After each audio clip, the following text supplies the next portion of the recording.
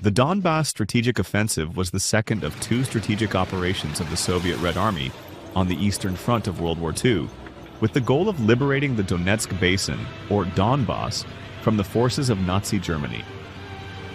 The Donbas operation began on 13 August 1943 with the offensive of the right wing of the Southwestern Front. These troops forced the Donets River and, advancing along the right bank of the river, helped the steppe front with the liberation of Kharkiv. On the 16th of August, the Southern Front troops went on the offensive and broke through the German defense on the Mius River. Between 25th August and the morning of 27th August, the Soviet forces paused briefly for ammunition and supplies to be brought up. Despite this apparent opportunity to reform the line and withdraw west at best speed, General Hallett was unable to secure approval, with dire consequences for the 29th Corps. The 27th saw the Soviet assault renewed in earnest, and quickly it became apparent that 6th Army was on the verge of collapse. Desperate fighting was had all across the front, but men of the 2nd Guards and 5th Shock Armies forced their way forward. On 30th August, Taganrog was liberated in combination with a naval operation.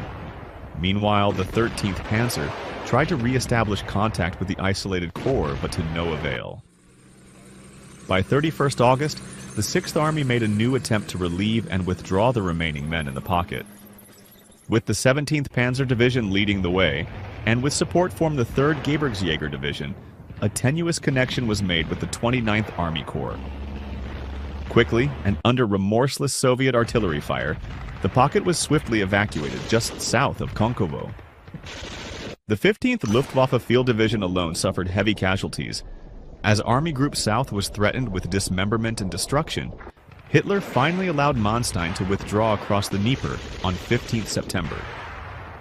On the 1st of September 1943, German troops had already begun to retreat on the entire front in the Donbas. On 5 September, Soviet troops liberated Horlivka and Artemivsk, now Bakhmut, and on 8 September, the largest Donbas city, Stalino. During this time, the southern wing of 1st Panzer Army had difficulty remaining in contact with the retreating elements of the German 6th Army. By the 6th of September 1943, this section of the front had been broken apart by continual fighting and Red Army pressure. After the fall of Stalino, Manstein was forced to continue his retreat to the Dnieper River, all the while under heavy pressure from Soviet tank and mechanized units.